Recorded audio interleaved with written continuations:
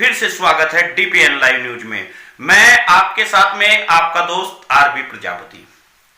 आज मैं समाज का एक बड़ा विश्लेषण फिर करूंगा और फिर आपको बताऊंगा। मित्रों, निवेदन आपसे यह है कि आप वीडियो को ज्यादा से ज्यादा शेयर करें, क्योंकि जब तक आप वीडियो को शेयर नहीं करेंगे तो समाज तक ये तमाम बातें नहीं पहुंच पाएंगी, और जब तक समाज में बातें नहीं पहुंच पाएगी तो समाज को जागरूक करना बहुत मुश्किल होता है। इसलिए बिना भेदभाव के वीडियो को शेयर करना भी जरूरी है। इसलिए आपसे निवेदन है, आप वीडियो को शेयर जरूर करिएगा। आज मैं आपको एक ऐसी कहानी सुनाता हूं जिसे सुनकर आपका मन बदल सकता है।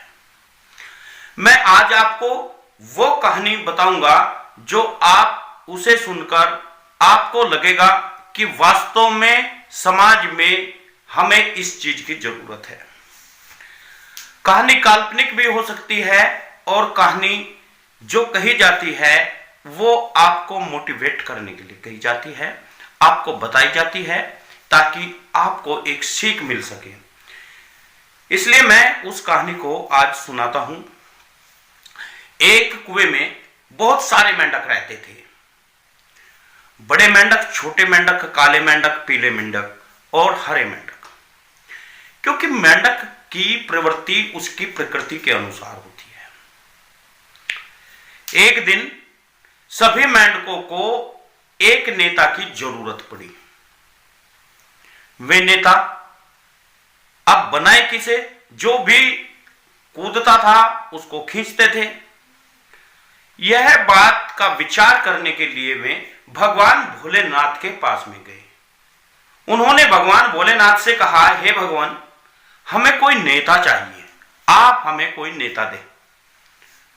उन्होंने कहा कि भाई आपको नेता चाहिए तो आप मेरा नंदी बैल ले जाओ, इससे अच्छा नेता कोई हो ही नहीं सकता। अब मेंढक ने सोचा, भगवान भोलेनाथ का नंदी बैल है, हमारी सहायता करेगा, हम हर रोज उससे अपनी विपदा बताएंगे और वह उसका निस्तारण कर देगा। नंदी बैल उनके बीच में जाता, मेंढकों की सभाएं होती। जब नंदी बैल खड़ा होता कुछ उसके पैरों के नीचे आ जाते, जब वह बैठता कुछ पूंछ से उड़ा दिए जाते और कुछ उसके मल मूत्र में दब जाते। यह देखकर मेंढक बहुत ही भयभीत हुए और वे दोबारा फिर भोलेनाथ के पास गए। बोले, महाराज, हमें ऐसा नेता नहीं चाहिए जो हमें ही मार रहा हो, हमें ही मलमूत्र में दाब रहा हो। वो कहेगा हमारा नेता, उसने हमारा जीना दुश्वार कर दिया है। भोलेनाथ ने कहा, आप अब की बार मेरा नाग ले जाइए, यह आप ज्यादा जगह भी नहीं घेरेगा, आपके समकक्ष भी रहेगा। इस तरह भोलेनाथ ने अपना नाग दे दिया और वह जाकर के नेतृत्व करने लगा। मेंढक की सभाएं होती, तमाम मेंढक बैठाए जाते, भोलेनाथ का नाग वहां पर बैठकर उनका निस्तारण करता। धीरे धीरे जब भोलेनाथ का नाग थक जाता तो वह एक एक मेंढक को बुलाता और उसको चट कर जाता।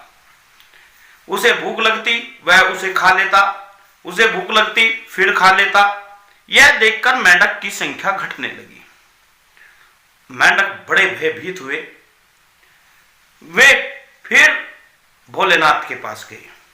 बोले, भोलेनाथ, आपने जो नाग दिया था उसने हम लोगों को एक एक करके खा गया, चट कर गया। भोलेनाथ ने कहा, अरे मूर्खो, नेता अपने बीच का होना चाहिए, नेता अपने जैसा होना चाहिए, नेता ऐसा होना चाहिए जो आपके दर्द को जानता हो। नेता वो होना चाहिए जो काम आप करते हो उसके बारे में वो भली भांति जानता हो, ताकि समाज को वही न्याय दिला सकता है। मेरा कहानी कहने का तात्पर्य यह था, आज समाज के अंदर हम उन नेताओं को चुन बैठे हैं जो या तो नंदी बैल की तरह है, हमारे समाज को कुचल रहे हैं, या हमें मलमूत्र में दाब रहे हैं, या हमें पूंछ से फेंक रहे हैं, या हमने वो नेता चुन लिया है जो हमें एक एक करके खा रहा है। आज जरूरत उस बात की है कि हमें वो नेता चुनना चाहिए जो अपने समाज का हो, जो अपने बीच का हो, जो हमारे दर्द को जानता हो। उस नेता की जरूरत है। आपको बहकाने के लिए बहुत सारे नेता आते हैं। आपको कभी हिंदू के नाम पर भड़काया जाता है, कभी मुस्लिम के नाम पर भड़काया जाता है, और हम उसको वोट दे देते हैं बटन दबाकर, तो कभी अपनी मोहर से। आज तक सदियों से हम यही करते आए हैं, अपना दुखड़ा दूसरे के सामने रोते हुए आए हैं, और दूसरों को उठाकर सर पर हम हर रोज उनकी प्रशंसा करते हैं। आपके क्षेत्र का कोई नेता होगा, आप उसकी हर समय प्रशंसा करते हैं, लेकिन उसने आपको क्या फायदा दिया? जब फायदा का नंबर आता है तो वो अपने ही लोगों को फायदा देता है। आपने देखा होगा, यदि दो व्यक्ति, एक उसके समाज का हो और एक आपका हो, तो वो उसकी तरफ झुक जाएगा, आपकी तरफ वह कभी नहीं झुकेगा। तो फिर हमें इन पार्टियों से क्या लेना? हमें आज जरूरत है उस समाज के नेता की जो अपने बीच का हो, अपने दर्द को जानता हो, अपनी माटी से निकला हुआ हो, अपने क्षेत्र का हो, ताकि हमारी समस्याओं को जाकर के विधानसभा और लोकसभा में रख सके। यही मैं बार बार कह रहा हूं, यही मैं समझाने की बार बार कोशिश कर रहा हूं। लेकिन दोस्तों, आप वीडियो को शेयर नहीं करते हैं, आप उसे देखते भी नहीं हैं, आप उसके बारे में सोचते भी नहीं हैं। जब तक आप देखेंगे नहीं, जब तक आप सोचेंगे नहीं, तब तक इस समाज का भला होने वाला नहीं है। मैं आपको बता देता हूं, जब तक आपके अंदर नेतृत्व नहीं निखरेगा, जब तक आप राजनीति को नहीं पहचानेंगे, जब तक आप राजनीति के अंतिम अक्षर तक नहीं जानेंगे, तब तक आपका भला नहीं होने वाला है। आज युवाओं की मैं बात अगर करूं, युवाओं के दिमाग पर इस तरह कब्जा हो चुका है कि वे कुछ भी सोचने को तैयार नहीं है। हमें उन लोगों को जगाना होगा, हमें उन्हें दिखाना होगा, देख आज समाज के साथ में क्या हो रहा है, आज समाज के साथ पर दिन अत्याचार हो रहे हैं, लेकिन तेरे समाज को क्या मिल रहा है? राष्ट्रभक्ति तभी आप कर सकते हो जब आपने अपने समाज को सुदृढ़ किया हो। जब आपके घर में आपकी सुलह नहीं है, तो आप क्या देशभक्ति करेंगे, क्या राष्ट्रभक्ति करेंगे? जब आप पर अपना समाज संभल नहीं रहा है, तो दूसरे के लिए आप राष्ट्रभक्ति करेंगे? आप कुछ भी नहीं कर सकते। केवल आप भीड़ का एक हिस्सा बन सकते हो। आप जाकर के भीड़ में सबसे पीछे खड़े होकर के सेल्फी लेकर डाल सकते हो। आपको वहां जाने का पास तक नहीं मिलता। मैं आपको बताता हूं, जितने भी मुख्यमंत्री बने, जितने भी प्रधानमंत्री बने, जिनके पीछे हम चलते हैं, क्या आपको उसका पास मिलता है? क्या आपको उनसे मिलने का मौका मिलता है? फिर आपसे मैं समझता हूं घटिया कोई नहीं हो सकता जो जाकर के केवल भीड़ का हिस्सा बनते हैं। वो क्या नेता होगा? क्या नेता बनोगे आप? आपको मंडल अध्यक्ष बना दिया गया, आपको बूथ अध्यक्ष बना दिया गया, आप आगे राजनीति करोगे? आप कुछ नहीं कर सकते। अगर आपको समाज की लड़ाई लड़नी है, आपको वास्तव में नेतृत्व निखारना है, तो आपको अपनी आवाज बुलंद करनी होगी। क्योंकि यदि भीड़ में कोई कुछ कह रहा है, यदि आप पीछे से उसके विपरीत बोलोगे, तो उसका ध्यान आपकी तरफ आकर्षित जरूर होगा। यदि आप नहीं बोलेंगे, तो आपकी तरफ उसका ध्यान नहीं जाएगा। बार बार आपको भीड़ की तरह ही इस्तेमाल किया जाएगा, आपको बार बार वहीं पर फिर लाया जाएगा।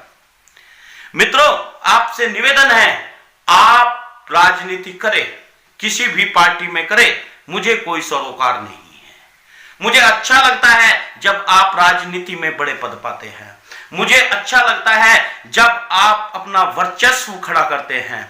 लेकिन क्या भीड़ का हिस्सा बनना जरूरी है? आपके पीछे भीड़ चलनी चाहिए या आप भीड़ के पीछे चलेंगे? आज समाज को समाज के नेता की जरूरत है। आज उन मेंढकों की तरह हमें नहीं रहना है जो मेंढक कभी नंदी के बैल के पैर के नीचे आ जाते हैं तो कभी उन्हें चट कर जाते हैं और फिर भी हमारे लोग जय जयकार करते रहते हैं। यही उत्तर प्रदेश की सरकार में आपने देखा होगा, रुपेश प्रजापति को जेल में मार दिया गया। यही उत्तर प्रदेश में कन्हैया प्रजापति को मार दिया गया।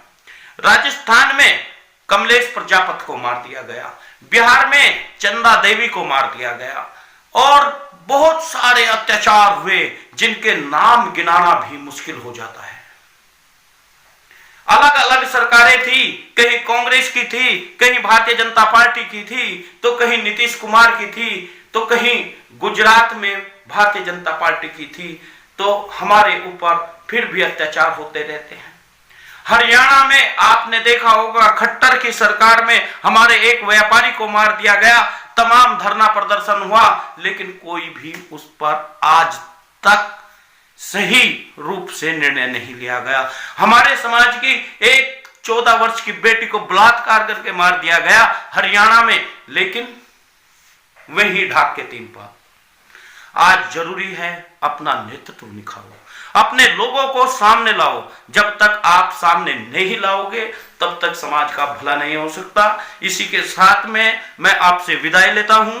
कल फिर हाजिर होऊंगा और शाम को फिर हाजिर होऊंगा एक नए ताजा अपडेट के साथ में। तब तक आप देखते रहिए इस न्यूज चैनल को और वीडियो को ज्यादा से ज्यादा शेयर करिए। न्यूज चैनल को सब्सक्राइब करिए, लाल रंग से लिखा है सब्सक्राइब, उस पर निशान लगाकर काला कर दीजिए। बराबर में घंटी का निशान है, उसे भी दबाइए। कॉमेडी चैनल द अनमोल प्रजापति का यह चैनल आज विश्व फेमस है। आपसे निवेदन है, डिस्क्रिप्शन में इसका लिंक दिया गया है, आप इसे सब्सक्राइब करें और ज़्यादा से ज़्यादा शेयर करें ताकि अनमोल प्रजापति से ज़्यादा लोग जुड़ सकें।